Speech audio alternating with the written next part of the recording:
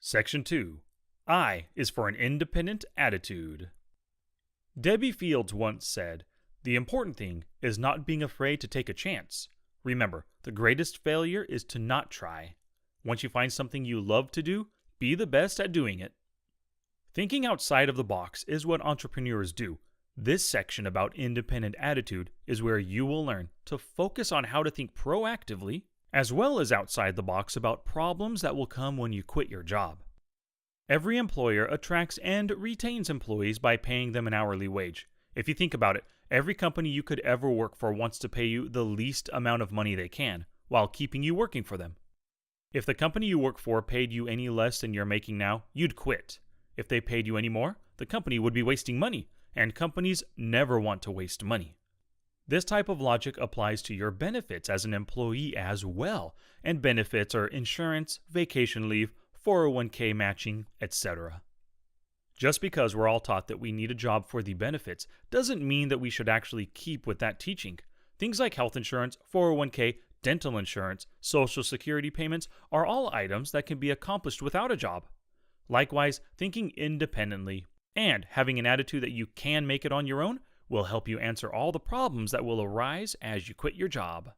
In this section, I'll answer some key reasons why some people will never quit their job. Think of these and other problems as problems that you, as an entrepreneur, must find the answer to.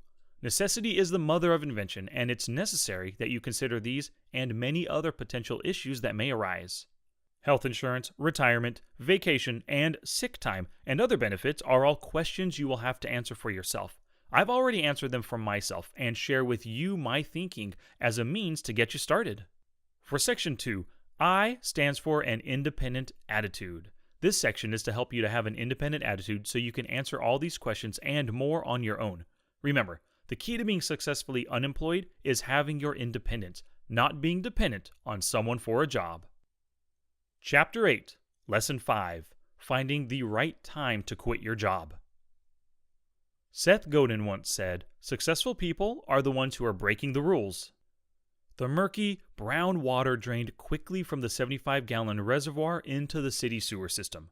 Jared, the owner of a local carpet cleaning company, just got done cleaning his last carpet for the day. 5 homes in one day is a normal occurrence for him as he continues to build his rapidly growing carpet cleaning business. Service, quality, and price are the 3 foundations of the business he's built. The problem he solves for his customers is cleaning their dirty carpet. As a business owner, Jared decided long ago that he would never work a job again. Prior to owning the carpet cleaning business, Jared was in the business of flipping houses for profit. He would find a property, buy it, remodel the inside and outside, and then sell it for more money than he put into it. This was his way of life before the real estate bubble burst back in 2009. Before the bubble burst, Jared was selling houses days after he listed them for sale.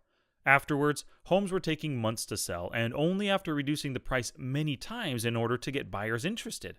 His business was in trouble. Prices of homes were so low that he could not find a house to buy cheap enough for him to make any money.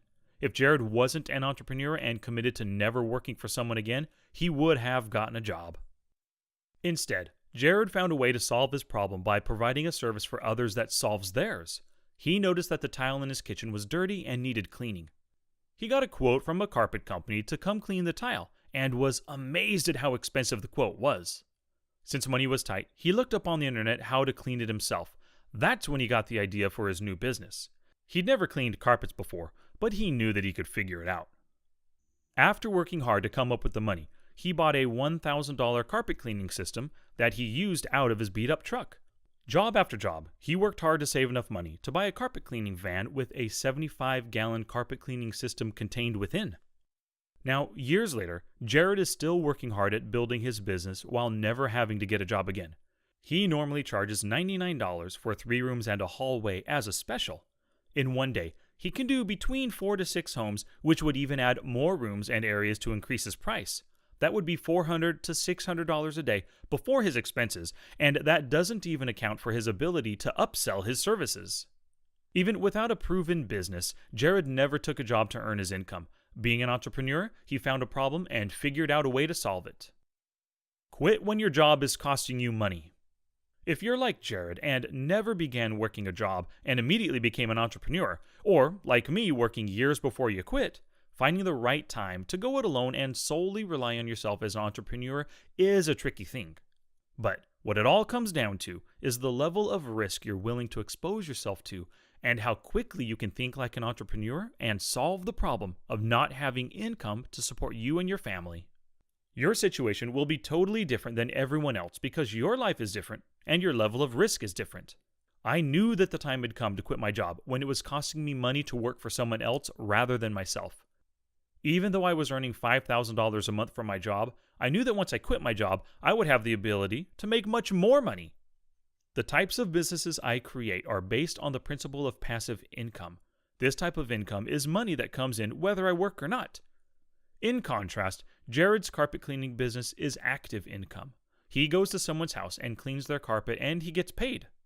If he takes a day off and does not clean anyone's carpet, there's no income generated. His rental properties, on the other hand, continually pay him whether he works or not. The term passive income has been thrown around a lot lately.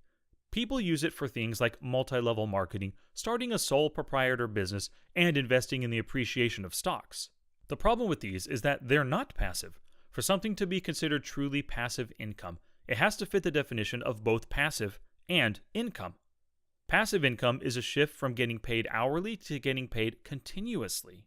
The definition of passive: it's used to describe someone who allows things to happen or who accepts what other people do or decide without trying to change anything.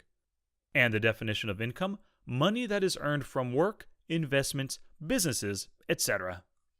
When you put these two together, you have someone who makes money without doing anything to earn it. The only work you do is when you start the passive income business. After that, the money comes in whether you work or not.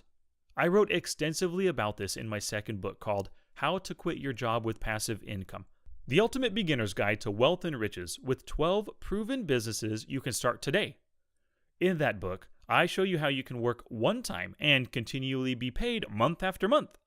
Take the time to consider your situation and your ability to tolerate risk to see if it's the right time to quit your job. For me, it was when I had enough passive income and cash flow each month to cover all expenses from my businesses. I personally didn't have enough risk tolerance to quit my job sooner than that. Likewise, Sam, my friend who owns that bird selling business from a prior chapter, he waited until he built up his business to an income of $50,000 per year. Jared never actually had a job, but started working for himself after he left college. Opportunity cost. Your time is the most valuable thing you can spend. What you need to consider is, by continuing to work a job, what are you giving up in order to keep that job? This is called the opportunity cost. It's the loss of potential gain from other alternatives when one alternative is chosen.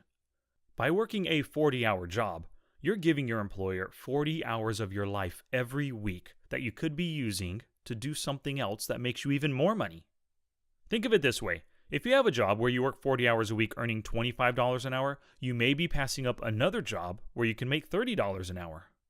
$25 an hour minus $30 an hour means that you're losing $5 per hour in opportunity costs. The opportunity cost of your time can vary depending on what other opportunities are out there. For my situation, spending 40 hours a week on my business would make me much more money than my job could ever pay me. Just like how my 3 books earned me $1,500 passively in 1 month, if I write 40 hours a week and put out many more books for sale, my income will increase dramatically. Don't forget that passive income is work done one time while getting paid continuously. When I write a book, create an online course, buy rental property, or build any of my passive income businesses, I do it one time and continuously receive monthly income without doing any more work. This is why working for yourself while building passive income is the most lucrative way you can spend your time. If you were to ask me when I think it would be a good time to quit your job, I would give you 2 criteria. Number 1, when the income from your businesses exceeds your expenses each month, and number 2, when working your job is costing you money in the form of a loss in opportunity cost. Quitting your job is nerve-wracking enough to do it without being prepared. Making sure you have enough income that exceeds your expenses should be at the top of the list. Find the right time, event, or situation to quit. When is it, Dustin? When's the big day? Joe, a lieutenant for the local sheriff, asked me with a wide grin on his face. To tell you the truth, it's not a specific day, I replied. What? Why not? He asked. I had to think about it for a minute. This question had been asked of me many times by many different people, but this time I really stopped to consider it. Why hadn't I picked a specific day? Even though I had been planning this for a long time now, I didn't have a specific date in mind. I didn't want to give Joe a nebulous answer, so I thought hard about it and then I replied. When most people are retiring from their job, it's because they put a certain amount of days and years into their job and have built up their retirement enough that they could quit. Their lives have been spent building up their retirement and they know it's time to quit their job because they put in enough time to get that retirement. My situation's different. So if other people are waiting for a certain time requirement to quit their job and retire, what are you waiting for? Joe asked me as he began to understand my hesitation for a date. I'm waiting for an event, not a specific date, I said. An event? What event will that be? He asked. I'm waiting for the refinance of 4 of my rental properties to finish before I quit my job. Banks don't take too kindly to people who quit their jobs in the middle of getting a loan from them. They only care that you'll be able to repay the loan. If my income drastically drops in the middle of the loan, they would stop the process and not give me the loan that I need to continue building my business, I explained. As the conversation continued with Joe, I realized that there are many ways to pick the right time to quit your job. 8 months prior, I had already built up my business enough to quit my job, but delayed quitting until that refinance actually went through. This is a valid and useful way to choose the day to quit your job. It can be a specific date, or maybe a situation or an event that can mark the perfect time to strike out on your own. Let's say, for instance, that I wanted to move to Arizona from California, and I was waiting to find a home there to live in before I quit my job. But in order to buy a home, banks need you to prove you have enough income to pay back that loan. This can be a dilemma. To top this off, I also needed to sell my current home before moving in order to save on expenses and make it more feasible for my family to survive without my job. But I couldn't sell too early, or else we wouldn't have a place to live. This is a tricky situation. Again, thinking like an entrepreneur, this is a problem that can be solved. It just takes creativity and persistence to solve the problem well. This was a real-life scenario for me and my wife before we moved to Arizona. There was a problem, and I solved it before I quit my job. So planning the day to quit your job can be more than just a randomly chosen date. It can be an event, a situation, or a problem to be solved in order for you to quit successfully. Another big reason why I didn't quit my job sooner was because of the 500 hours of vacation time I had saved up over the years. Working for the local county government, I earned 11.15 hours of vacation and sick time every 2 weeks. That time quickly accumulated to a massive amount of time to take off before I quit my job. Take action! Number 1. When do you feel is the right time to quit your job? What date, situation, or event needs to occur before you quit? Write this in your journal. Number 2. What could you do to speed up the time it takes you to quit your job? And number 3. Make a pledge to yourself. Write the date, situation, or event that needs to occur before you quit your job. Make this a deadline for you to quit. By writing it down, you'll be making a commitment to yourself to work as hard as you can to make your dream a reality. Chapter 9, Lesson 6. Your boss found out you're quitting! Aristotle once said, all paid jobs absorb and degrade the mind. Hanging up the phone, the sense of nervousness crept all over me. I had been planning and preparing for this day for years, and now it was finally here. What would I say? How would I react? What would be his response? Would he fire me on the spot? As I walked to my boss's office, I recounted how the conversation on the phone went. This is Dustin, I said as I answered my work phone. Dustin, could you come to my office? My boss asked. Sure, I replied. As I hung up the phone, I had a funny feeling this was going to be the conversation that I knew would eventually come. Nothing was said that led me to feel that way, but I just knew today was the day. The biggest question on my mind was, how did he find out? It couldn't have been my blog that shared with the world that I was going to quit my job in 2017, could it? Sarcasm intended. Just about everyone wants to say I quit to their boss at some point in their life. But what do you do if your boss asks you if you're going to quit and retire early? Successful business owners realize that it takes a team of people to run a strong and profitable business. You shouldn't solely rely on yourself to run and build your business. You never know when the next deal or idea might come from someone you would have never expected. But in doing that, word will get out quickly that you plan to quit. Talking about your business is something that you must do if you're going to get ahead, but the more people you talk to, the sooner your boss may hear about it. And if you are planning to quit, you must expect that word will get back to your boss. If you're creating a real estate investing business, creating a blog or podcast, or even writing a book, you need other people on your team if you want your business to grow quickly. When you invest in rental properties, talking about your business just becomes a part of your natural language. Conversations tend to lead back to you and your business. People will begin to ask how your business is doing, your plan for the future, and how you can quit early, etc. Since most people retire around the ripe old age of 68, your plan to retire at the age of 35 will come as a shock to most. Your coworkers may have a variety of different reactions when they find out about your plans. Some may be very happy for you, while others may be envious and look to harm your future with your employer. In either case, you need to prepare in advance for what's going to happen when others find out about your plan. I quit. It was no secret that I had been investing in real estate for over 8 years. In fact, when I first got hired, I was specifically asked about my investment properties. I didn't hide anything and never desired to. I put down on my resume that I own a business that invests in rental properties. I even included my previous retail business that I started, owned for 4 years, and then successfully sold. My employer knew that I had many businesses and projects outside of my job before they hired me, and they were fine with it. Even though they knew, I never directly told them my plan to quit. I figured, why rock the boat? There was no need to tell them my plan, so I kept it to myself. With my blog, though, many people would be able to see my plan, so I was prepared for the inevitable conversation with my boss. I heard a rumor that you're planning on quitting soon. My boss wasted no time in asking me as straightforward as possible. Yep, sure am, I replied without hesitation. Taken a little aback by my direct answer, he asked, Oh, well, how soon? I don't have a specific date at the moment. There are a few things I need to do in my business before I can quit, I said. Okay, could you tell me about your plan? What are you going to do after you quit? He inquired. As I began to explain my thought process, my 10-year plan, my current business strategy, etc., I could see that my boss was very intrigued. Intrigued, if not actually desirous of the position that I had put myself in. The conversation went on for 5 minutes or so and ended with me walking out of the office with my head held high. I felt like $1,000,000. What was my boss going to do? Fire me because I was planning to quit? Maybe. But no one ever gets fired working for the government. There are too many rules, regulations, CYA, lawyers, unions, etc. There was no way he was going to fire me. Also, there was nothing he could hang over my head. I didn't need the job anymore, so he couldn't really threaten me. I was elated. My situation is different from that of most people. If you work in the private sector, your employer may just fire you.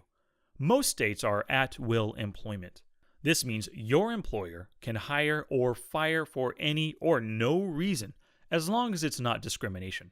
But if you're a good employee, hopefully your boss will want to keep you around for as long as possible. So, how are you going to handle the awkward conversation when your boss asks you, I heard a rumor that you're going to quit soon? Think of these things beforehand so you'll be ready for the conversation.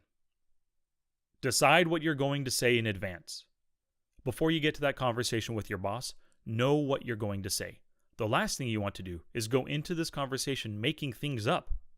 It may not be necessary to role play with someone before you meet with your boss, but be ready to respond how you feel best fits your situation. I knew beforehand my answer to the question, are you quitting sometime in the near future? Since I'd already put my plan on my blog, it was easy to be open and honest. Your situation may be different though. Your boss and coworkers may not have any clue what you're doing or how well you're doing. I was straightforward and honest about my business and told the truth about everything.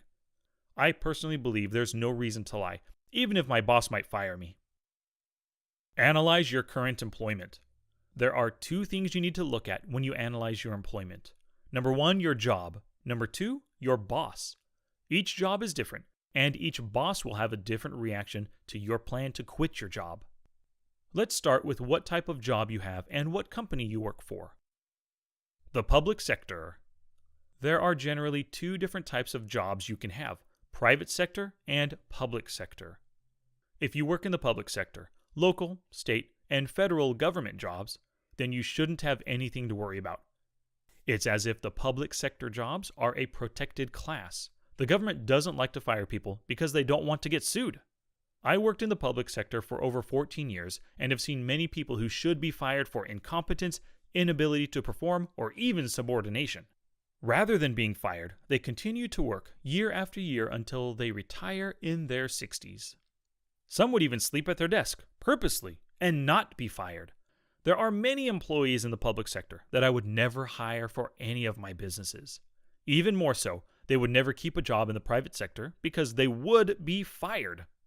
I will say, however, that there are many good employees that work in the public sector, but these are far and few between. The private sector. If you work in the private sector, it's much easier for your employer to fire you. Depending on what state you live in, it may be easy for an employer to fire an employee. In California, for example, the state is an at-will employment state. So, if you work in a private sector company that does not have a union, you're at risk of your employer finding some way to fire you to get someone that will be more of a long-term employee. Your boss. The other factor you need to think about is who your boss is. Is your boss the type that is easygoing and wants what's best for you? Or is your boss someone who only looks out for his or herself? Does your boss take all the credit for the good work you do? Does he blame others when he screws up? If your boss is the type that takes all the credit and places all the blame, then it may be wise to be concerned about retaliation. You may have a boss who's insecure and selfish, who will fire you when he finds out that you plan to quit. Jealousy will consume him or her, and he will want to get rid of you out of spite. Conversely, if your boss is a leader who gives all the credit and takes all the blame, you may be in good hands. If your boss desires the best for you, he may take it well and be encouraged by you. In either case, use your judgment of your boss's character before you go into the conversation. The Human Resources Department. The Human Resources Department of your job is there to help you and will do everything they can to make sure that you keep your job. If for some reason your boss wants to fire you because you plan to quit in a year, you have to keep your boss playing by the rules. The HR department tries to keep the company from getting sued, so they're always watching to protect from any missteps of their employees. The HR department is there to protect your rights from your employer as well as protect the company. They should keep everything that you say confidential and not tell your boss. Even though that's the case, you need to be very selective of whom you trust with your secrets. Just remember that they're not your friends. They work for the employer too, and they want to keep their job. Their job is to keep the company out of lawsuits with its employees. Get information out of them, but don't consider them on your side. I suggest asking questions that hint around your plan without fully divulging your plan to the HR representative. When you talk with them, you don't have to be specific. You can ask questions like, as I plan for my retirement in the future, should I worry about my boss being upset that I'm going to retire and fire me? Also, if my boss is trying to fire me for an unfounded reason, what recourse do I have? And third, how am I protected from unlawful termination? As always, your situation is different from everyone else, and so you have to figure out the best strategy for your situation. A great head start would be for you to grab the employee manual for your company to read for yourself the policies that are in place for your job. You may get all your questions answered by reading the policy without having anybody get suspicious. Honesty is the best policy. When it comes time for that awkward conversation with your boss, honesty is the best policy. Lying about your desire to quit your job will not make anything better, and it might even make things worse. If you have integrity and are upfront and honest, he may be surprised that you are. I thought about this conversation with my boss for a long time and knew what I was going to say. When he asked me about my retirement, I told him the truth. Yes, I'm absolutely planning on retiring early. My rental properties and passive income make me enough money so that I don't have to work anymore. He asked a few more questions about my plan, but all in all, it was a fine conversation and one that was almost easygoing. Personally, I'm glad that my boss found out that I was quitting early. This had the surprising benefit of reducing my workload and freeing me up to focus on my business. I shared with him all my investments and my plan to retire early because I really enjoy helping people understand how great passive income is and how anyone can do it. Say as little as possible. You don't owe your boss an explanation for anything outside of work that you do that does not hurt the company. You also don't need to give your life story. It's fine if you feel like keeping your cards close to your vest. Keep the conversation loose and matter of fact.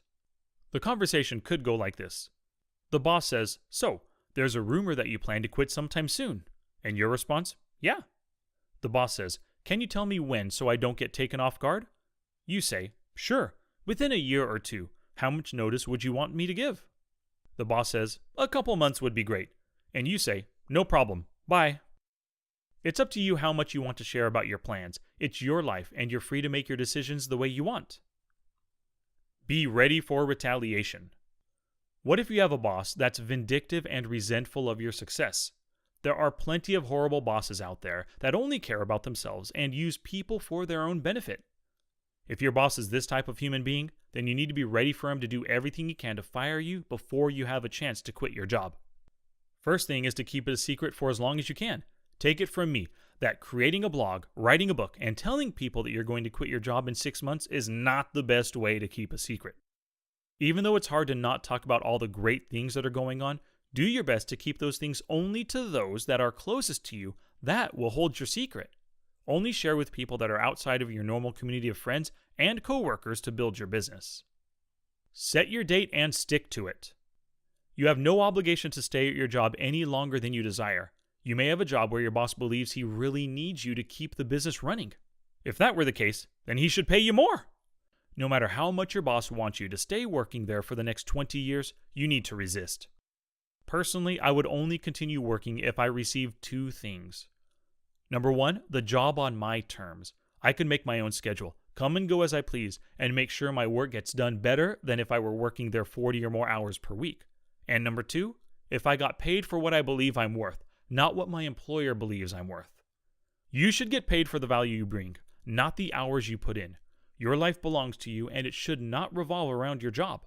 Only when you're a business owner, building your own business, should your life revolve around your business. Always have a backup plan. Knowing that being fired prematurely is always a possibility, you need to have a backup plan ready to implement in case you do get fired before you quit. If you fail to plan, you plan to fail. Without a backup plan, you may get stuck without a job as you are building your business. It's hard to get financing for rental properties when you don't have a job that brings in earned income. Your personal situation is different from everyone else's, so having a backup plan can only be developed by you around your situation. Example, my backup plan. Build my business as fast as possible. Educate myself on more ways to make money in real estate outside of rental properties. Know how to make quick cash from buying and selling houses. Know what items I can sell that I do not need in my life and downsize. Be ready to move out of my house and move into a smaller house that costs less. Sell my current house to make more income to pay for the smaller house. Network with as many other investors as possible for potential partnerships. Develop other streams of passive income through blogs, podcasts, books, etc. And know where I have the possibility to get a job to earn some income while my business grows. Don't burn bridges unless you really want to. No matter what situation you find yourself in with your job, do your best to never burn any bridges. Burning a bridge is effectively making sure your employer will never hire you again. You never know what life may throw at you, and it's possible you could go back to your employer and ask for your job back if necessary. It may be wise to have the ability to go back to your job if something unexpected happens with your passive income business. You also never know where your next deal or partner may come from. Your employer, coworkers, or customers may be a great opportunity for you and your businesses. A horrible job equals burn the bridge down. It could be the case where you know you should never work this job again and you want to make sure of it. Think of an army going into enemy territory. As the army goes over one bridge to engage the enemy, they burn down the bridge so there is no retreat of their own soldiers or allowing the enemy to advance into their territory. The only option is to move forward and conquer the next area or die. Hence, they burned each bridge after they crossed it. Necessity is the mother of invention, especially in business. If you need to make money and can't go back to your original job, then you'll probably work hard at inventing other ways to make money. In your drive to build your businesses, you may just need to burn some bridges as you go to make sure that the only option is to press on and build a successful business. It seems inevitable to me that your boss will find out that you plan to quit your job before you hit retirement age. The best advice I can give is for you to think through the conversation before you have it. When you've already thought through the conversation, you will not be caught off guard, and you won't be put on the defensive. One other thing, don't sweat it. Don't worry about your boss finding out. Don't let that stop you from building your passive income business to quit your job. If you let that stop you, then you have already failed. You'll never know what it's like to not have to work for someone else ever again. Take action. Number 1, take a good, hard look at your current employment. How will your boss take it when he finds out? Will you need to talk with the human relations department? Can you be fired on the spot? Write your answers in your journal. Number 2, think about your backup plan. What can you do to make sure that you will be fine if your boss fires you on the spot? Write your backup plan in your journal. Number 3, plan out right now what you're going to say to your boss when he finds out you're planning on quitting your job. Try to make it short and to the point. Chapter 10, Lesson 7, What to do with your vacation and sick time. Katerina Fake, co-founder of Flickr, once said, "So often people are working hard at the wrong thing. Working on the right thing is probably more important than working hard." Melissa couldn't contain her excitement. Just 3 hours into the flight, she was already picturing herself in the historic place where Paul Revere rode yelling that the British were coming, experiencing the beautiful fall foliage, walking the Freedom Trail, seeing the USS Constitution, and climbing up the 294 stairs in the monument for the Battle of Bunker Hill. It had been years since she was last on vacation, and she had looked forward to this day for months. The last time she was on a vacation without her children was 10 years prior. Looking out the window of the plane at the United States, she couldn't believe she was actually on her way to a 2-week vacation without the kids. Here's her story. 10 years ago, we were married and took our honeymoon to Jamaica at an all-inclusive resort on the coastal town of Negril. The crystal clear blue waters, the fantastic food, the entertainment, and the relaxation of being on an island away from everything made us feel tremendously blessed. Being our one and only trip alone together, this was my favorite vacation we had ever taken until now. 4 kids and a lot of hard work to quit my job, and we were alone again, flying to another place where we could enjoy each other, see amazing historical sites, see good friends, and just spend time doing what we wanted to do. This time, we were flying to Boston for our 10-year anniversary. Not many people earn enough vacation time from their work to take 2 weeks off, let alone 4 months in 1 year. 480 hours. That's how much sick leave and vacation time I had accumulated over the 13 years working for the county government. It's not like I never took time off. In fact, I was required to take at least 120 hours of leave time each year. In working for the government for so long, every 2 weeks I was accruing 11.18 hours of vacation and sick leave. So you can imagine how my bank of vacation time grew quickly. I understood that most employees are not as blessed as I am to have such a wonderful job. Such a wonderful job, in fact, that in the last year that I worked, I had taken over 640 hours of vacation time from my work and spent that over the course of 7 months. Here's how I spent it. June 2016, 6 weeks off to remodel my master bathroom and write my second book. August of 2016, I took a 2-week guys trip to Ketchikan, Alaska for an amazing deer hunting and deep-sea fishing trip with 2 very good friends. October of 2016, I took a 2-week, 10-year anniversary trip to Boston. And December of 2016, I took 4 weeks off to remodel the rest of our home and spend the rest of my vacation time. I had the blessing of having many hours of vacation time saved up, as well as the ability to earn many more as I continue to work for my job. But what do you do with those banked vacation or sick hours that you've earned? What if you have 300 or more hours of vacation time saved up from your job? Should you cash it out when you quit, or should you do something else with it? I started my plan with 480 hours of vacation time. With that, I had to plan the best strategy to use that vacation time. Remember, the goal is to quit working and not need the vacation time. So, is it better to cash out or spend your vacation time from your job? Cashing out your vacation time all at once? The first option that most employees take is really the worst of the 2 options. Anytime you get a large lump sum of money, it feels very good. When you get a large inheritance, win the lottery, or cash out your vacation time, it can be very exhilarating. In the case of your vacation time, is cashing it out for a lump sum really a good thing? If we penciled out the pros and cons with cashing out your vacation time, there really is only one for each. Pro: it's a large sum of money paid on the day you retire. And con, the large sum is heavily taxed. When you look at the amount that would be taken out in taxes, this one problem should dissuade you from going with the cash out option. Almost half of the money you earned will be taken by the government. A good estimate is that 40% of your lump sum will go directly to the government without even entering into your pocket. If you're like me, you hate paying taxes and try your best to avoid or defer them as much as legally possible. I do believe, however, that we should give to Caesar what belongs to Caesar and to God what is God's. So never cheat on your taxes, but you should do everything legally possible to avoid and or defer them to a much later date. After I considered the huge negative to my, albeit good, problem of having a lot of vacation time to cash out, I knew there had to be a better option. The better option for your vacation time. Think about what happens when you take a vacation from your job. Do you not get all the benefits of having a job while not working? Being on vacation is almost as good as not actually having a job altogether. You still get your paycheck like normal, you're still employed, and you continue to earn benefits as if you were working your normal hours at the job. Let's stay on the idea of the benefits from your job. Most good jobs have some or all of the following. They accrue vacation time while you work. They accrue retirement. You and your employer continue to contribute to a 401k or IRA. Healthcare is provided by your employer. You receive a regular paycheck every 2 weeks. You're employed. You are taxed at your normal tax rate. And you can use your job to get financing for cars, properties, etc.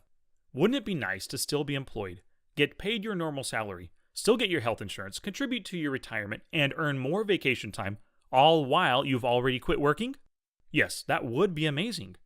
The next best thing to quitting your job is to be paid with your accumulated vacation and to still have the benefits that come with being employed. By doing this, most jobs still allow you to earn even more vacation time. If you think about it, when you actually spend your vacation hours, you're still employed. You earn more vacation hours while you're actually not working. In my case, since I earn 11.18 hours every 2 weeks, I could take a 2-week vacation, spend 80 hours for that vacation, and earned 11.18 more hours during my vacation. So, one 2-week vacation actually only costed me 68.82 hours instead of the normal 80 hours. When I quit my job, I had 480 hours of vacation time banked to spend. If I spent all those 480 hours, I would earn another 67 hours for a total of 547 hours of vacation. With this premise in mind, think of how you can use your vacation time to your advantage. Maybe save up all your vacation hours for when you quit your job and spend them at the very end when you're ready to quit. Your situation would be different than mine, and your employer will probably be different too. If you're going to spend your vacation time to get all these benefits, you need to think like an entrepreneur and solve this problem ahead of time. Solve the vacation problem. How will you get your employer's permission to spend all your vacation? For example, let's say you're going to quit your job on June 1st, and that's the day that you'll stop actually working. If your boss doesn't know that you're going to quit, you could ask for a long vacation. I would recommend asking 6 to 8 months in advance for a nice long 2-month vacation in order to take your family across the country on a road trip. Hopefully, your boss would approve this once-in-a-lifetime chance to spend the full summer break traveling the U.S. with your children. Another creative way to spend your time would be to take many mini vacations throughout the year. 1 week here, 2 weeks there, and eventually spend all your accumulated time. Maybe even a combination of both of these strategies, where you take 1 large vacation and 3 smaller ones. It's your problem to solve, and a great problem to have. If you have the ability to spend your vacation time well, you will have mentally already quit your job while continually getting paid for your vacation time. On top of that, you're still earning more vacation time while you're not working. Solving this one problem correctly will give you a few extra months of paychecks coming in, while not paying a huge lump sum in taxes. Once it's time for you to spend your vacation time, get creative and think of as many ways you can spend those vacation hours without having any trouble from your boss. Take action! Number 1. How much vacation time do you currently have? Write this number down. Number 2. How much vacation time or sick time do you accrue every pay period? Write this down. Number 3. How much time would you gain if you spent all your vacation and sick time before you quit your job? Number 4. When it's time to use your vacation or sick time, what trips or activities will you use to request the time off? Number 5. What problems do you anticipate your boss using to object to your vacation request? Write them down and spend some time solving these problems before your boss can make them an issue. Chapter 11, Lesson 8. What to do about health insurance. Howard Schultz once said, "Risk more than others think is safe. Dream more than others think is practical." It wasn't his fault. Even though he was 78 years old, he was still working his job for the local county government for over 50 years. Roger, a loving husband of 60 years, could not quit his job. His plan to retire at the age of 64 passed him up a long time ago. He had planned to spend his retirement years with his wife, traveling the world, doing things they always wanted to do. At age 53, he and Debbie had the opportunity to travel to Italy to see the Sistine Chapel with some friends. Instead of going, Roger convinced himself and Debbie that this sort of trip can wait. He told her they needed to save their money for their retirement, and once they were retired, they would travel the world together. When he was 62 years old, his wife Debbie, then at the age of 61, was diagnosed with a debilitating disease. She could barely get out of bed, let alone get on a plane and travel to a distant country. Their plans for retirement had faded, and Roger continued to work because he needed to keep his health insurance going for his wife. Because of his love for his wife, he feels blessed that he gets to do this for her. It's not a burden for him, as some may expect. He believes that love is an action that he can show his wife every day by his service to her. Now, imagine if Roger had quit his job when he was 53 years old because his businesses were doing so well that he didn't have to work. He and Debbie would have gone on the trip to Italy with their friends and had almost 10 years of their lives spent doing what they wanted to do. He would have also been able to build his business up enough to buy his own health insurance and wouldn't have needed his employer to help pay for it. For most people working a job, losing health insurance for their family can be almost a deal breaker. I've seen many people keep working well beyond retirement age because they need their employer to continue to pay for their health insurance. They're dependent on their job because they're unable to afford health insurance on their own. It's very sad when someone works their entire life, beating up their body at a job, then being forced to continue working because of this. Even before you quit your job, the best way to approach your health insurance is to look at it as a commodity. It's something that you can shop around for and hopefully get better prices with other companies. Just because your employer pays for a portion of your health insurance, you shouldn't automatically go with that insurance. The best time to plan for your health insurance is when you don't need it. If you currently have a job where you use an employer-based health insurance, you should work towards replacing it with your own insurance. By doing this, you're preparing yourself for your future without a job. Think of this as a problem that, as an entrepreneur, you need to solve. Try to find insurance that you can afford and will take care of your needs.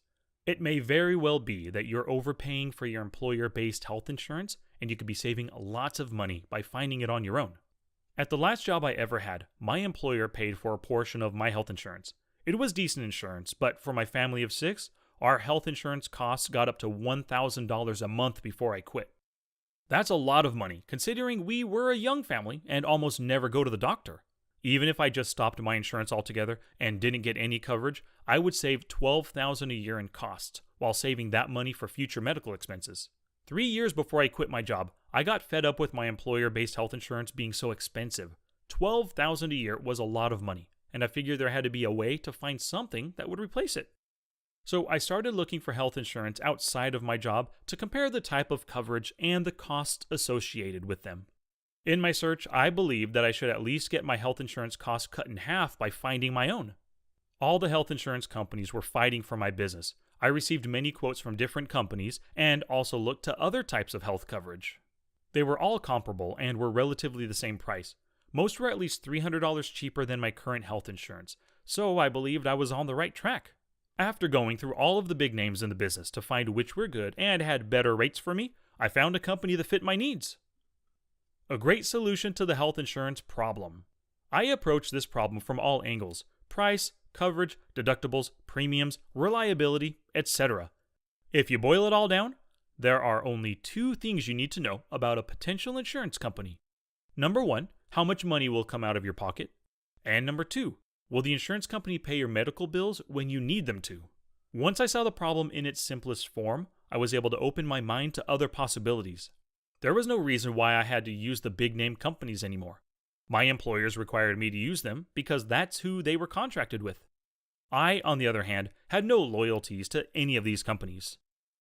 Then one day, I was listening to a radio station that only played Christian music and heard about a medical sharing program for Christians. The nonprofit company I found was a medical sharing program called MediShare. This medical sharing program is not actually insurance, but it handles all of my medical bills much like insurance, but is a fraction of the cost. You can learn more about MediShare by going to www.masterpassiveincome.com/medi-share. Basically, all of the people who participate in this program, and there's over 220,000 members, they pool their money together, facilitated by the organization, and as anyone has a need, money is paid out for their health expenses. They cannot call themselves insurance because they're not an insurance company. The company is more of a community of people who have a common belief. Since this is not actually insurance, the company doesn't act like an insurance company and thus does not make massive amounts of profits from its members. The money either goes to help those who are in need or help people save money with lower premiums and deductibles. My insurance expenses went from $1,000 a month to $200 a month by dropping my employer insurance and finding it on my own. The decision made easy. Because my family and I never go to the doctor, I looked into a high deductible plan that took the least amount of money from my pocket each month. With my employer, I was paying $1,000 a month, and the high deductible plan with MediShare was only $200 a month. That's an $800 savings each month that would normally go to the insurance company. The big difference is that I have a high deductible of $10,000. So on top of my $200 a month that I pay in premiums to the company, I pay all my medical expenses up to $10,000 for the entire household for the year, and anything above $10,000, the sharing program will cover. Since I and my family rarely ever go to the doctor, I decided to take the quote-unquote risk of moving to this medical sharing program with a high deductible. The great thing was that after 1 year of using MediShare, I would save $9,600 in insurance premiums from my employer-based insurance. Since my deductible is $10,000, after 1 year, I would have that entire deductible put away in savings ready for when I needed it. Year after year, I would continue to save close to $10,000 and put it all into savings for the future. When I finally quit my job, I had been on MediShare for over 3 years. That was $28,800 saved in just 3 years. That's almost $30,000 that would have gone to an insurance company, but it's instead in my bank account earning interest for me. Problem solved. Take action. Number 1. Find 3 insurance providers in your area that you can inquire about medical coverage. Write down their names and phone numbers. Contact them and do some research, then write your notes on what these providers will cost monthly and what type of coverage they provide. Now, do more research to find which provider will best suit your needs. If it'll help you, stop paying into your employer-based insurance and start with your new insurance. Be sure to save that extra money in case you end up needing it for medical bills. Chapter 12, Lesson 9, Grow Your Business Before You Quit. Thomas Edison once said, "Genius is 1% inspiration and 99% perspiration." I made a huge mistake. This wasn't one of those mistakes that you can just shrug off and move past quickly. No, this mistake cost me an entire year of my life. Bills were piling up, money stopped coming in, and life was getting rough. My lovely wife had been concerned for a few months about how much money we were spending, but I didn't listen. I felt like I had everything figured out. I had built up my business enough to where I felt that the money would never stop coming in. The more money I made, the more I spent, even when signs of trouble started popping up.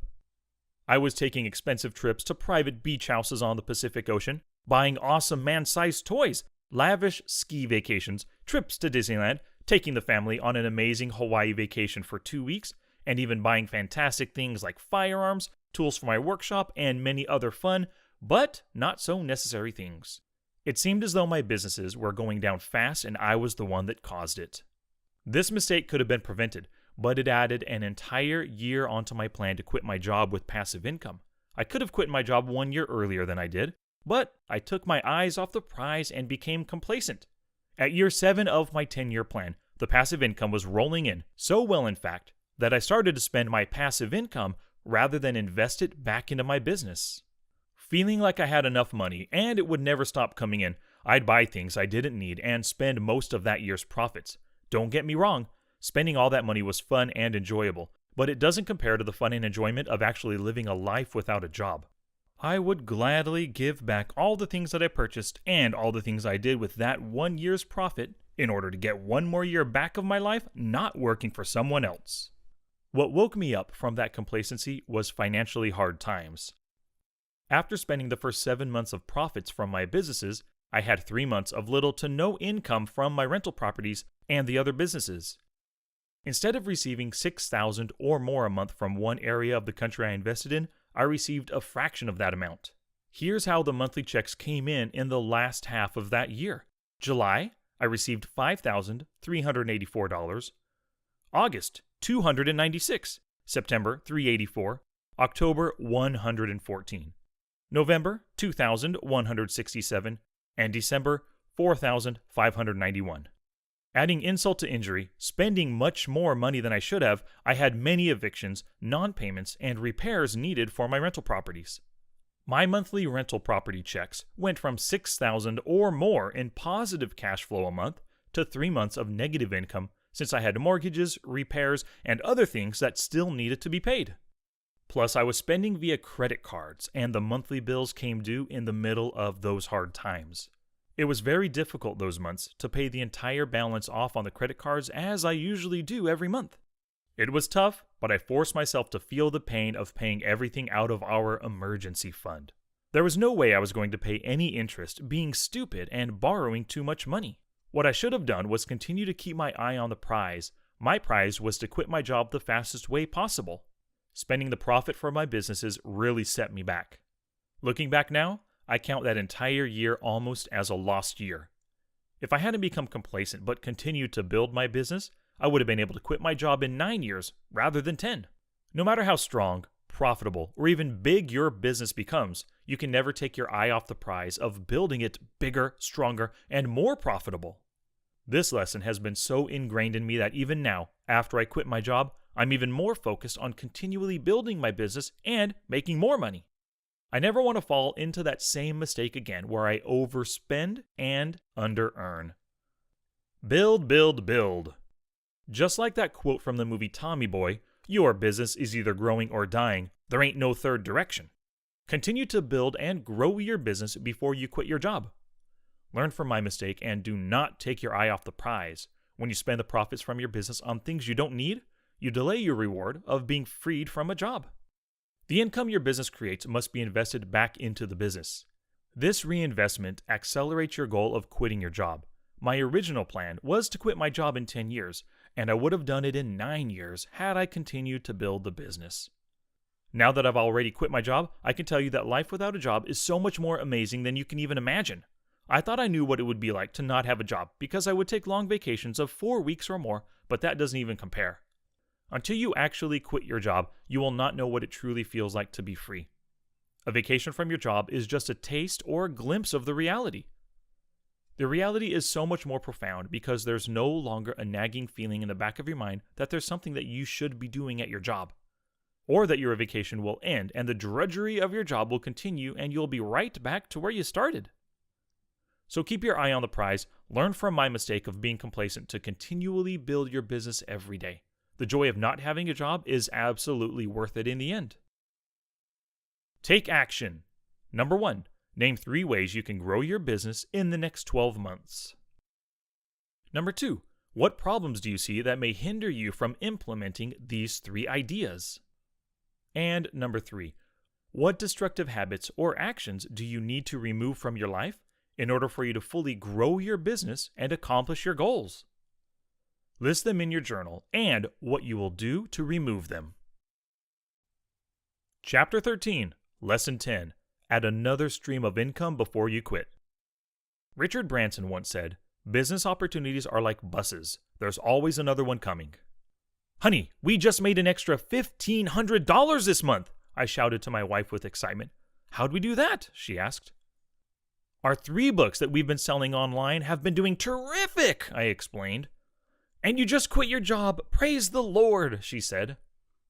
For the previous 8 years, I'd been working hard helping many other people invest in rental properties just like I've done. Most of these are either friends or coworkers that I shared my business with as I continued to build over the years. Many of them began to follow my lead and have done a terrific job building up their own businesses. I've taught so many people how to invest in real estate and other businesses that I realized I should create another business teaching people the same thing. Along with the knowledge and ability to invest, I also have the passion to teach other people and to get excited when others succeed. That's when I decided to create another business called Master Passive Income. This would be a new way for me to help people and create income for my family. My very first book, How to Quit Your Job with Rental Properties, a step-by-step guide to investing in real estate with passive income, was a culmination of all the years spent answering questions from new investors on how to do what I've done. This book, and 2 others that I wrote, continually bring in money for my family every month. After I quit my job, I continued, and still continue, to build my business into a business of helping others.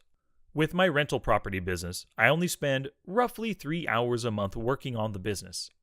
This is because I pay property managers, inspectors, realtors, contractors, and other people to work on my business while I have the rest of my life to do what I want to do. I spend much more time devoted to helping people learn how to create passive income and quit their jobs with businesses. Whatever your business is, be on the lookout for opportunities to create other streams of income for you and your family. You'll find that once you quit your job and have over 40 or more hours of your life back every week, you'll have much more time to devote to your businesses. Start today with building other businesses. Increase your income. In my book, How to Quit Your Job with Passive Income, I explained how you can add many other streams of income to your existing businesses. Each of these businesses is a passive income business that will make money even when you're not working. This is my favorite way to make money. You don't need to live off one type of passive income for the rest of your life. Now that you will have 40 or more hours to work on other passive income ideas every week, you'll be able to bring in new streams of income. Here's a quick and non-exhaustive list of things you can do. Write and self-publish a book to be sold online. What are you passionate about? What do you know more than the average person about? What excites you? Do you have a story to tell that will entertain many people? Publishing a book is a tremendous way to get your message out to the world. Create an online course. Are you good at math? Are you good at playing an instrument? There are many people who will pay you to learn how to do what you're accomplished at. There are a few things you need to do. Number 1, find what you want to teach. Number 2, make sure there's a market. Number 3, find the people who are in that market. Number 4, create the online course. And number 5, sell it to your market. You can find lots of resources online on how to create and make money from an online course. Think about what you're good at and teach it. Create a blog. Just like the online course, what are you good at? What would people want to learn from you? Maybe underwater sign language is something people want to learn about. I'm mostly joking, but who knows? It may be a thing. Well, just set up a hosting account with Bluehost.com and create a WordPress site with the name www.underwatersignlanguage.com, and you're ready to blog. You can start a blog in 4 minutes or less using Bluehost.com. It will walk you through everything from beginning to end. Once you sign up, you'll have an account where you can set up your WordPress site and start blogging. If you'd like to get your own Bluehost.com account, please go through my affiliate link at www.bluehost.com/track/Dustin Heiner. Affiliate marketing. The link I just mentioned for Bluehost.com sends you to the Bluehost website. But it also gives me a credit for referring you to them. Each time someone signs up through my link, I get a kickback from Bluehost. Most online companies have an affiliate program like this, and it's set up to get more customers. When you drive people to their offerings, you receive a small payment in return. The company's goal is to get more customers, and this is a cost-effective way to do that. Plus, it doesn't cost the customer anything additional, and they often get a discount for signing up. So it's a win-win all around. Here's a quick example list of other business ideas. Carpet cleaning business, handyman business, tutor or mobile teacher, a landscaper, an event or party planner, a consultant for your specialized knowledge, personal training, computer repair, virtual assistant, freelance writer, copywriter, and dog trainer. Take action. Number 1, what other entrepreneurial ventures have you been considering or should consider before you quit your job? Write them in your journal. Number 2, what's stopping you from adding these new streams of income? And number 3, what would you do right now to make more money if you didn't have your job and had that extra 40 hours or more per week? Time that you could devote to making money. Brainstorm your ideas in your journal. Chapter 14, Lesson 11. Find new ways to solve your problems and make even more money. Will Rogers once said, "Even if you're on the right track, you'll get run over if you just sit there." There's only one good benefit to having a job. That is a steady paycheck. It's a very nice thing to look in your checking account and find that a new sum of money has been deposited. Like clockwork, that same amount of money will be deposited the following 2 weeks and then again in 2 weeks. There's something very reassuring knowing that money will continuously be given to you each and every pay period. A steady paycheck allows you to have enough money to pay your bills, your mortgage, and other expenses. Without having a job, your income changes from a continual payment of the same amount to a varied payment of random amounts. Depending on the type of business you have, your income can come in monthly, weekly, or even daily. Also, those payments are usually never the same. After you quit your job, your income can and will go up and down depending on how well your business does that month. Once you leave your job, you leave your steady income. With a rental property business, income fluctuates on a month-to-month basis with evictions, repairs, non-payments, etc. Being an entrepreneur, though, taking the risk of leaving a steady paycheck for freedom without a job is worth it. The trick is to make your business income as stable as possible. A surprising answer to a huge problem. I was desperate. What else was I going to do? Money was flowing out of my pocket because of one particular property. So many things were going wrong. I couldn't keep a tenant. Thieves broke in and stole the furnace. Broke in again to steal the hot water heaters. Then again to steal the copper plumbing. Taxes, fees, and other expenses were taking money from me left and right. This property was making my stomach turn, almost making me sick. Finally, I decided the only way to get rid of this problem was to get rid of the property. I knew I had to sell it, and sell it fast. The property was listed for sale and had absolutely no interest from any potential buyers. The home attracted only one buyer after 3 months on the market. Their offer almost offended me. Granted, it was a very old home that needed a lot of work, but the offer was 1/4 what I paid for it. I felt so desperate that I almost took the offer. But luckily, as I was considering the offer, I received a call from a different potential buyer. He had found me through my listing on Craigslist.com. "Hi, I'm interested in your property. Are you willing to sell it with a land contract or rent to own?" Stephen asked. This question had perplexed me. I would usually answer these types of questions with a quick no and move on. This time, though, I considered it. After months on the market, what could I lose? The reason why I usually said no was that I would eventually have to turn the property over to the renter and not own the property anymore. This time, I'd be happy to no longer own this particular property. "Yes, I'm open to it. Let me get back to you on the terms of the rent to own," I said as thoughts ran through my head. This one area of the country that I invest in, a lot of the properties are very old and need lots of repairs, maintenance, and updates every month. Along with those expenses, tenants would come and go frequently. My monthly cash flow of income only stabilizes when tenants stay in the property for longer periods of time. This has the added benefit of reducing repairs and maintenance costs. Let me pause the story for a bit and give you some context to my problem. For 1 year prior to quitting my job, I focused hard on being proactive in the repairs and maintenance of my properties. I repaired or replaced furnaces, roofs, repainted walls, repaired plumbing, and took care of many other items. Along with those, I was much more selective in finding the best possible tenants for the property who would not move out quickly. Even after doing all this, I was still having a hard time keeping good-paying tenants who would take care of the property. It was about this time that I decided to sell the property and move my money over to another part of the country that would be a likely better investment. For my family, I needed stable income each month to provide for our needs. Back to the story. Remember how I explained that entrepreneurs are problem solvers? Well, my big problem was with a certain zip code where some of my properties were located. It had a high eviction and turnover rate along with high expenses. It seemed as though I was evicting tenants every 8 months. With eviction fees, lawyer fees, cleaning fees, and carrying costs, an eviction can cost up to $1,500 for one property. That one eviction could eat up half of your entire year's profits for the property. My problem was threefold. Number 1, tenant evictions and vacancies took lots of time and money. Number 2, these older properties, at possibly over 100 years old, cost a lot of money in maintenance and repairs. And problem number 3, moving the money invested in these properties to another, better property would be a wise choice. These problems needed to be addressed before I could quit my job. Only with stable, consistent income would I be able to rely on my investments and quit my job. I found 2 ways to solve the problem. One was to have my properties rented to Section 8 tenants.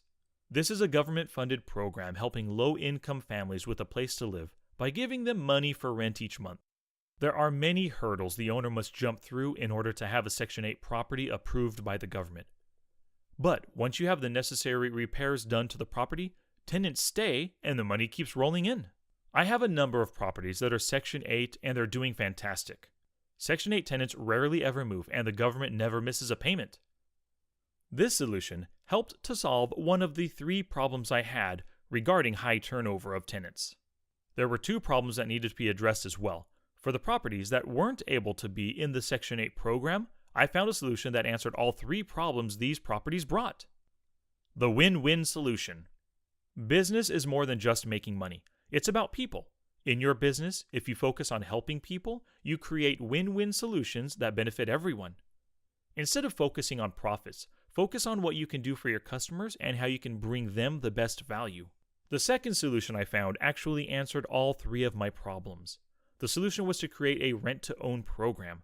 This program will allow the tenant the ability to own the house in 10 years as long as they make their monthly payment and maintain the property. This basically made me the bank for potential homeowners. This solved the 3 problems for me and blessed a family with the ability to own a home in 10 years. Here are the current terms for these homes in this one particular area. $1,500 down payment, which is non-refundable. A $495 per month rent. A $495 security deposit. The total cost here to move in is $2,490. I quit-claim the deed into their name in 10 years if they follow the lease and contract. After 10 years, they own the home. I make $60,000 over the course of the 10 years for a home that at the time I couldn't sell for even $9,000. All maintenance and expenses are paid for by the tenants. With the rent-to-own deal I have in place for my tenants, they're responsible for every aspect of the house. Repairs, maintenance, upgrades, and all other expenses are to be paid by them. I tell all of them to think of me as a bank and do not call me if there are any issues with the house. It's now their responsibility to maintain and repair the property due to the terms of the agreement. They will soon be the new owners of the property with a loan from me to buy the property. With the rent-to-own program, the tenants are fully invested into the property because of their $1,500 down payment and their ability to own a home in 10 years. This is a huge win-win for everyone involved. The tenants would never have enough money to buy a home, and I've given them the ability to do so. They take pride in ownership of their home and will take care of it better than any other tenant would. Now my income is stable, and I have no more expenses. Winning! Whatever your business is, it's crucial that you solve the problem of fluctuating income on a month-to-month basis. Take action! Number 1. What's keeping you from making even more money in your business? Write 3 reasons in your journal. Number 2. What win-win solutions can you think of that will help you to solve these problems and make even more money? And number 3. Being an entrepreneur is all about solving problems and never giving up. Find problems you can solve that's keeping you from making even more money from other businesses and brainstorm how you can get through these roadblocks.